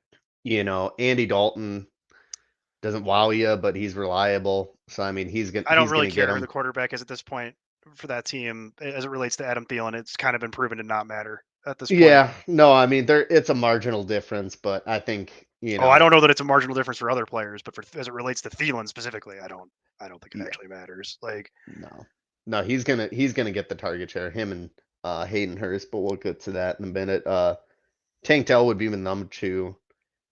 Dobbs would be in the number three. Palmer Johnson, however you want to order them.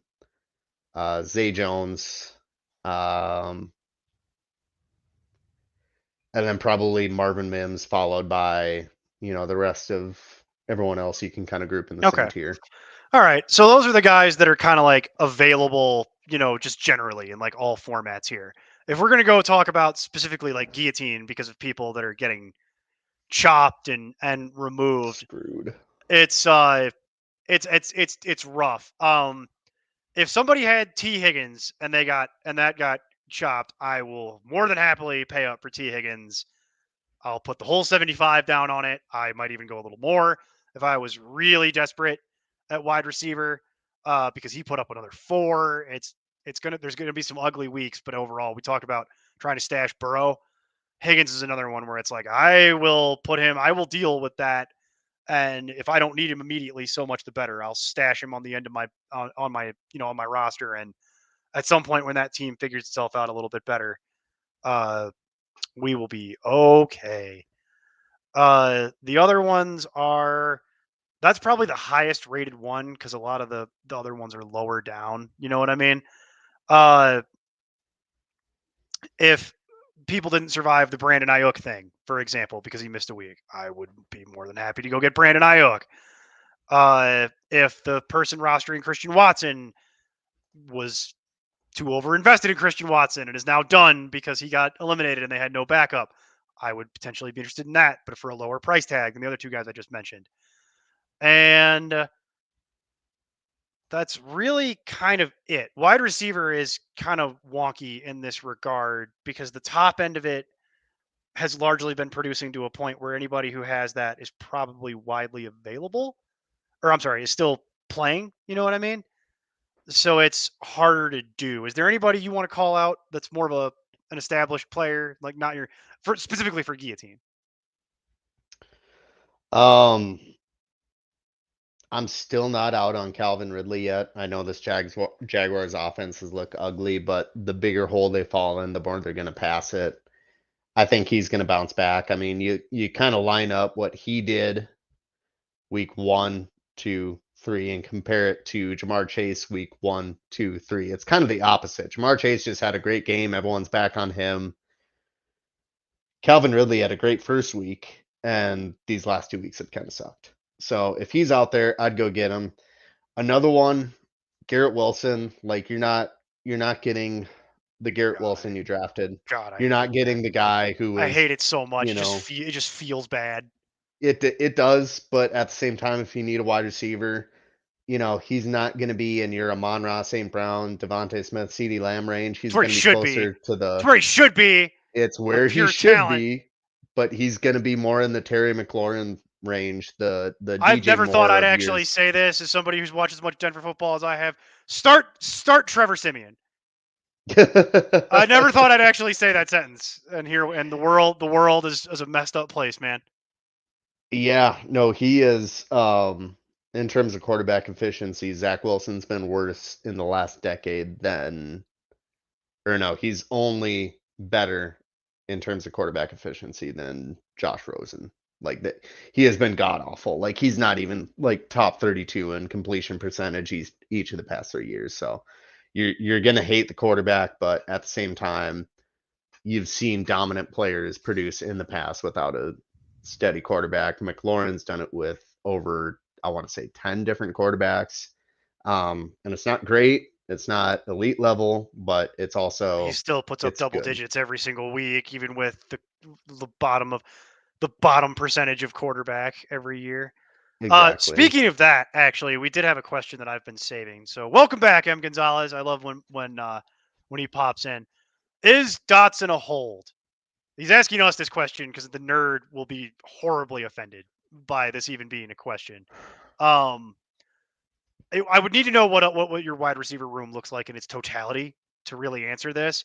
But if you're just going to ask me a straight line question, probably still holding him. But the Hmm. problem is, it's looking bad. It's trending the wrong way. And you start looking at the film, which is what I was looking at last night before I went to bed. Sam Howell is not even looking at him. He's not looking his direction. He's looking for McLaurin. He's looking for Curtis Samuel, or they're going to run the ball. And last week, Dotson was open in the end zone twice, and Sam Howell just never saw him. He looked the other way, and that's what concerns me about Dotson is when he's not even getting the looks. It's not even a comment on Jahan Dotson's talent. Like I think Terry McLaurin's a better football player, but I'm not trying to be like a dick about this. It's just he's not involved in the way that he would need to be. That being said, I would need to know what your other alternatives are and like what would you be dropping him for? Would be the question. If I'm dropping Dotson for Tank Dell, does that do anything for you, Lance? Would you do that at this point? It's very close for me. I'd be It's thinking about it. hard because you I'd be don't thinking you about it. don't want to pivot off of him too early, especially for the draft capital you probably spent on him. Um, Yeah, but I don't want to also keep throwing money down the drain. You know what I mean? Like you sometimes it is the right call just to cut bait and move on. no, that's I'll reference Allen Robinson from last year, who was a fifth round pick, and you oh figured that dude. out in two, Yeah, 3 weeks. that You just cut him. no. Like Yeah. this, I don't think No, is that level, but Allen I Robinson get the still I gives me get the question. nightmares. That's why I So held on to yeah. it. The thing is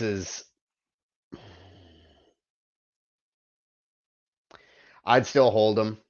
I mean, again, it depends entirely on, the rest of your roster, the rest of your wide receiver room, but I think there's a chance his work is going to ramp up. I mean, you saw it up and down between Wentz and Heineke last year. he finished the season strong, so I think I he don't could know. Sam easily. Howell's neither of those people, as I've been trying to remind people in the background. So it's and they're not gonna bench Howell. I know he played like crap last week, but he is not in danger of losing his job yet. No. So, and they don't really have anything waiting in the wings that would be that caliber. So they're going to do it. This is what it's going to be. So my concern is, as it relates to Howell, will he start looking for him? My theory is yes. I'd give this another week or two, Hmm. but if you wanted to drop him for Tank Dell and you had the money to do it, or you had a high enough waiver claim, I don't think I'd fault you at this point. You're going to drop a guy who's not involved for a guy who's getting 10 targets right now. I could make that argument very simple. In fact, I think I just did.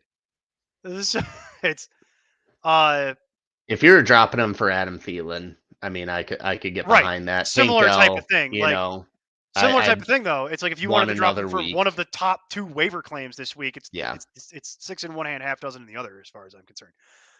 Bench Etienne, look at the touches. I'd love to know for who. It would depend on what your other options are. If you have something that would be a high enough caliber, sure, because I get the general concern, which is Jacksonville appears to be broken. I can tell you in the ECR, Travis Etienne is still, for week 4, considered a top 5 running back. That's largely because the entire position of running back is a tire fire, raging out of control. Like the top 5 for PPR for week 4 from the ECR right now: CMC, Tony Pollard, Bijan. Funny, I think I talked about that earlier, didn't I, Lance? Uh, Etienne, Walker, Jacobs, Kyron Williams, Mostert, Derrick Henry, Cook. Stevenson, I'd throw Yeah, in there. Stevenson's a little lower, but he's on the page. But you see my point. You see how Hmm. ugly this gets, how fast it gets ugly. Like I don't necessarily agree with that order, by the way. Those aren't my rankings. That's the ECR. But what I'm saying is like, what's your alternative? Is it DeAndre Yeah. Swift? Is it DeAndre Swift? Because yes. Is it James Cook? I could make that argument relatively straightforward. I'd be thinking about it, but I'd need to know who we're discussing. Is it Joe Mixon? Maybe. Like that's kind of where we're at with that particular question. I apologize, PI. I didn't see that question in the running back section. I just saw it now. Yeah, Jose, same team. Jefferson, Tank, Judy, DK. I mean, you're straight. I just know how your league works, where you have the weird position limits. So there's not a whole lot you can do. Like even when you have to promote Jonathan Taylor, you're going to have to cut somebody. And normally you would think I'm going to cut Kareem Hunt, right? That's the guy I just picked up, and we don't know what that is. At this point, you're probably going to cut Dalvin Cook. But this is why I keep telling you that this league you play in is weird. Like, sorry, Lance. This is a conversation I've been having with this man for, I swear to God, it's been like 3 years now. So I know how this league works. Like, I don't play in it, but I know more about how this league works than most people, because it's really hard to do trades in that league because you can only roster 4 running backs and 4 wide receivers. You see the struggle? What Yeah. do you do with that? Like, you can't do 2-for-1s in a way that makes sense.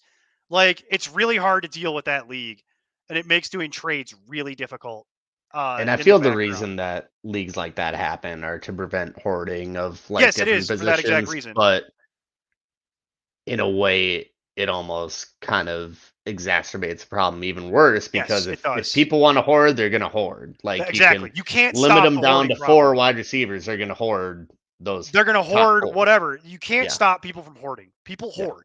Look at Yeah. COVID. People hoard anything. They'll hoard toilet paper they don't need, like, and then try to return it a year later, like idiots. Like people aren't logical. You can't go by that. No. Like I can tell you what we've had to do in a league I've played in since 2005 because I'm old and have been doing this for entirely too long.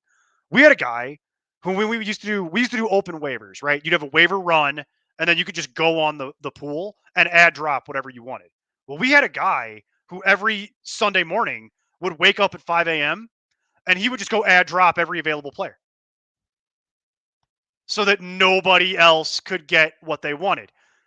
So you have different ways to deal with that problem. Our way of dealing with it was, well, now waivers runs every day. We could have made transaction limits or positional limits or whatever, but we changed the rules. And there's ways to go about preventing dickhead behavior like that Mhm. that don't involve having only being able to roster 4 running backs. If Yeah. somebody wants to roster 8 running backs, I don't care because it means they're going to be hideously thin at somewhere else on their team. It's not a good strategy. Like, No. I don't like playing in leagues with position limits that are that restrictive, where it's like 4. Are you good with Judy? I think I would be fine with it. He's gonna work his way back into form. We touched on this earlier. I think you'll be fine with Judy. Eventually, he'll work his way back. The bigger issue is like, how would you go about getting out of it? Like, we just Yeah. talked about this. You can only roster 4 wide receivers. What's available that would be better than Jerry Judy? Yeah. You're Adam not. Thielen. You already have Tank Dell. Like, I'm not cutting Jerry Judy for Adam Thielen, by the way. So there's very little you could do with this particular problem, unfortunately. Um, Judy's playing. He will work his way. He will work his way back out of it. Um, uh, so yeah, it's a it's well, if somebody quits, Jose, I'll put your name on the list. I'm actually not. That's not even me being an a-hole. That's like I'll literally do it. Like that league's been running since '05. It's a keeper league. It's 12 team PPR. You have to keep 2, and you keep them 1 year. Uh, how to explain this idea? If it was a 5th round pick in 2023, it's a 4th round pick for you to hold them for the next year. It's a really fun league. It's been running forever, and yeah, waivers runs every day. There's like no positional limits. I think our running back positional limit is 8. I think wide receiver is also like it's like 10. Like you literally can do whatever you want. Uh, but you pay the price. So that's the way that league actually works. But I think you'll be fine with Jerry Judy, and fixing that problem I think will be really hard, to be honest. I'd advise a wait and see approach. Also, because I want to dovetail back to you're 2-1, man. Don't worry about it. Like if you were 0-3, we'd be having a different conversation about what could be done here. Lance, I appreciate you hanging in here, bud, because this show's been we've had some better audience participation than only if somebody quits, Jose. Only if somebody quits. That's the rule for that league. It's that that that rule that rule exists for a reason. We don't kick anyone out. It's very rare that somebody kicks out. But if somebody quits, which does happen periodically, I will hit you up, dog. Uh we might actually do the fan league next year if we can keep this momentum going. But I appreciate you sticking it out, Lance, because I know it's been long. This show has gone long already, and we're just gonna do tight end real quick. See, the Golden League will live forever. This is why the Golden League's been around since '05, because I'll always have people that want to play in that league. It's a fun league to play in. Uh, here's what I can tell you.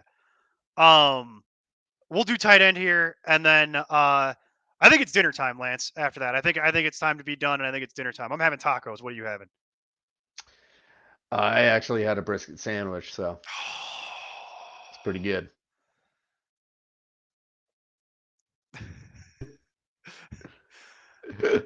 Put you in the penalty box, sir. Can't be doing that. And then my face goes full screen, and people can see how ugly I am, and then it's not good for ratings.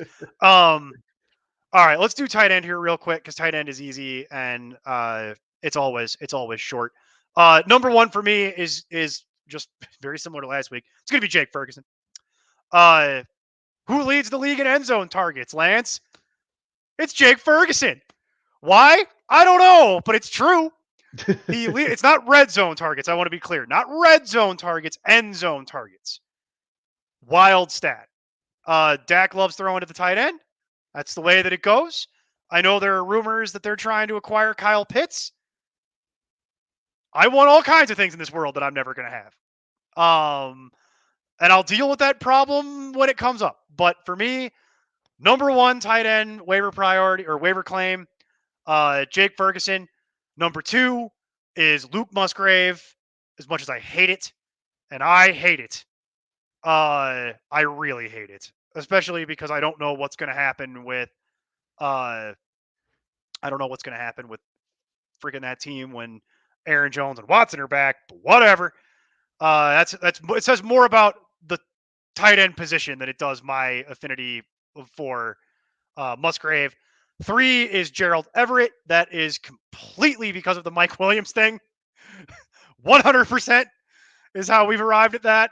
And then my only other name, I have 2, but I don't like the last one at all. My 4th name is cheating. It's Zach Ertz. He's pretty much right there. You and everybody else, man. You and everybody else. It's almost like Arthur Smith has no idea what he's doing, but that's a whole other show that we did that show, Lance, and people, you don't want to know what's funny? People from Atlanta got really mad at me. Like me specifically. Like in the comments. It was like a bloodbath in there. I don't think I'm welcome back to Atlanta, and I'm strangely okay with it. My 4th name was Zach Ertz, but that's like cheating because he's already at like 50% rostered, and I don't even feel that great about it, to be honest. And my last name is you know what? I'm not even gonna say the last name. I'm not even gonna say it. I'm not gonna give Jason the benefit of the doubt. It's Donald Parham, but I would never actually do it myself. It's that doesn't say anything about Donald Parham. It's everything about how bad tight end is. You know what I mean? Like, do you have any idea how desperate I would need to be to waiver claim actually do that? Everyone would need to be on IR. Like, but it's because he's on that team, and they're gonna have to figure out who they want to be when they grow up again.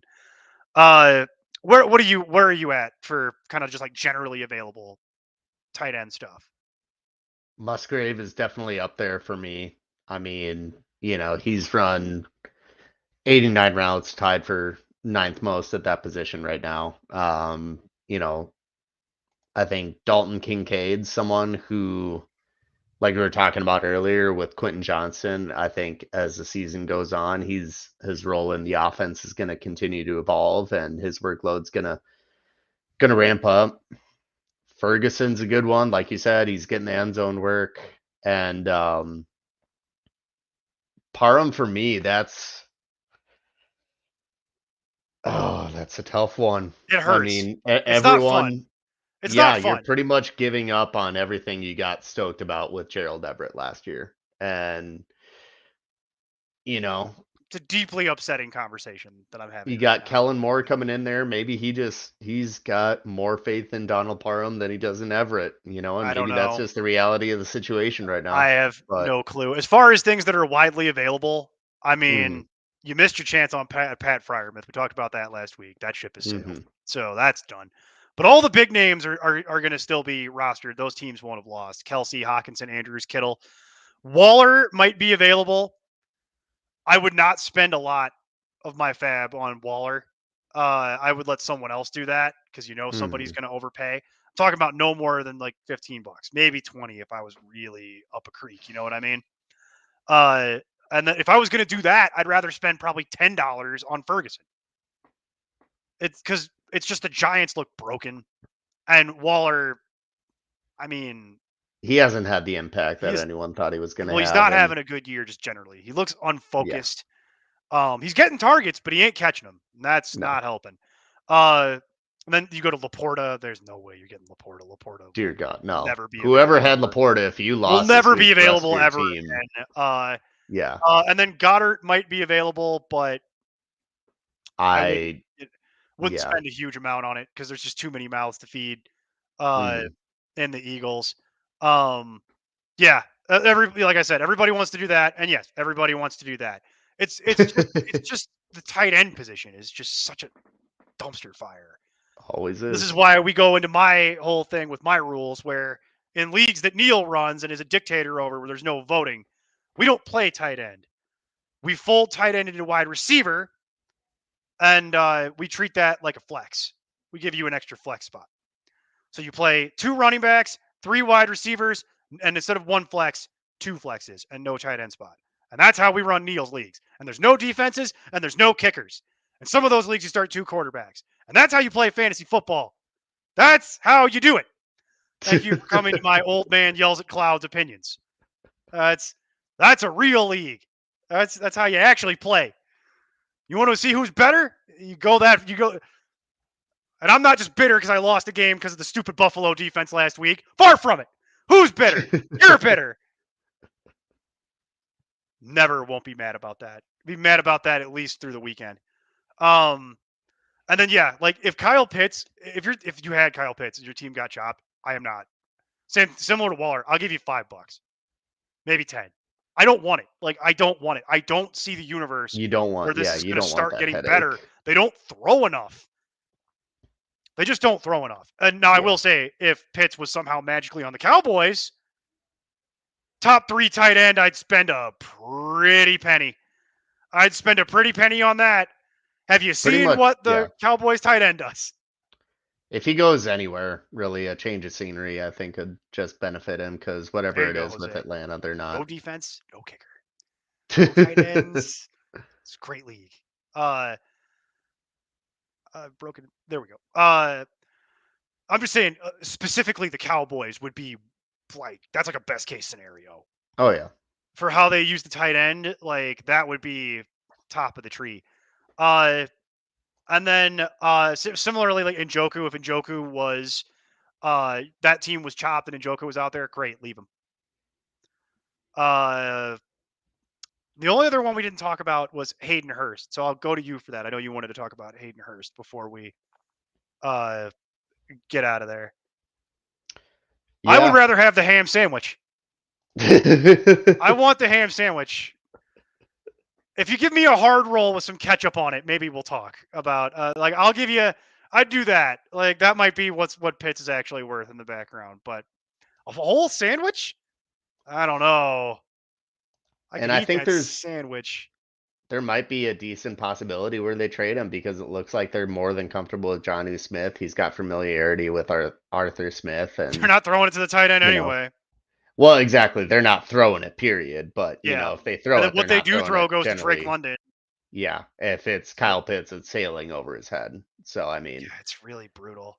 yeah. Hayden Hurst, like Adam Thielen, he's got a solid role in that offense. He's not going anywhere. He's going to be on the field. They're not going to, go 4 wide receivers. So, he's going to have a decent workload. Another player I do want to highlight if he's available, I don't know, is Dalton Schultz.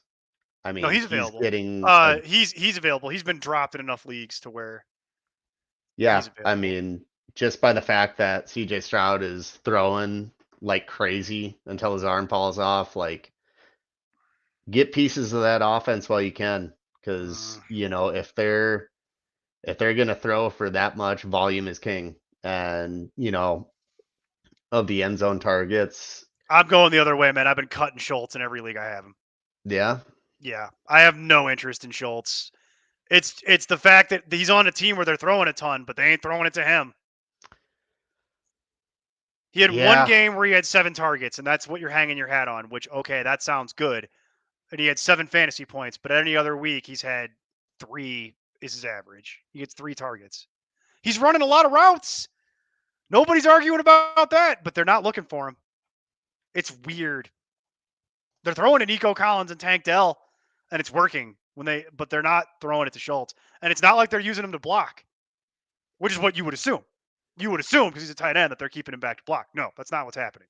He's running a route on 80% of the plays he plays, and he's playing 70% of the snaps, if not more. But they just don't No, throw it to him.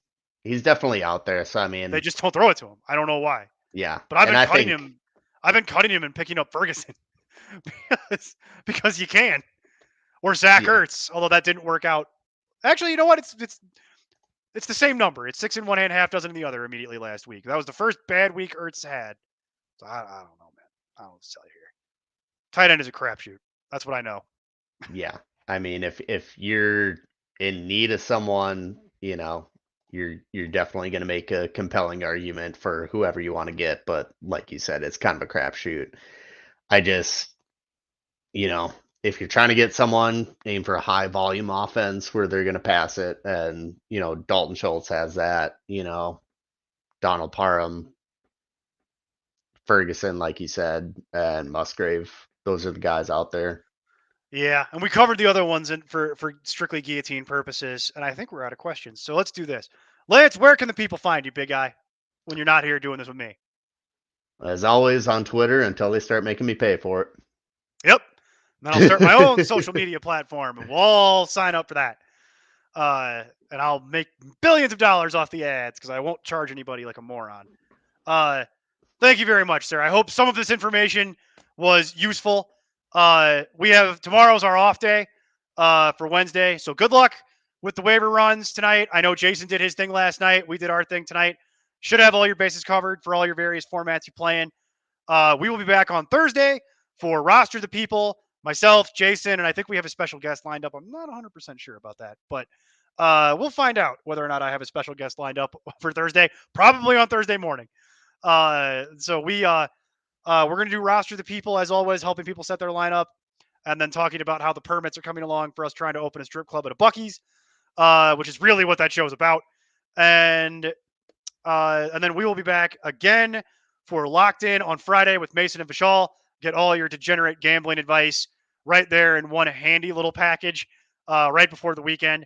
And then Jason is on for Sunday, which I am such a bad website owner. What did we decide to call that? The Final Countdown. Boy, you think I'd be able to remember that. Join Jason for the Final Countdown on Sunday, where we do last minute stuff. And by the way, if you're curious who's moderating the chat for that and feeding him the questions, so it's me. So here's how you get your question on the final cut. First of all, you have to ask the question. I'm not a mind reader. And bonus points if you can make me laugh. If you can make me laugh, pretty much guarantee you're going to get on there. And also, if I think you're, if you can make Jason blush, if you can make Jason turn beet red, I'll put it up there.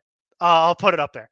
Like if you can, and I'm talking about like inappropriately, weirdly sexual usernames, things like that. Anything like that, or if I think I can make him turn beet red on camera and lose his train of thought, phrase it that way. I'll put you to the front of the line. It's my favorite part of that show is figuring out how to get him to turn purple because he's so embarrassed by the things that he's reading on the screen. It's great. It's my favorite thing. But with that, I hope everybody is having a good week so far. We will see you on Thursday to help you actually set your lineups. Good luck with all your waiver stuff tonight and running tomorrow. And until we talk to you on Thursday, keep up the nonsense.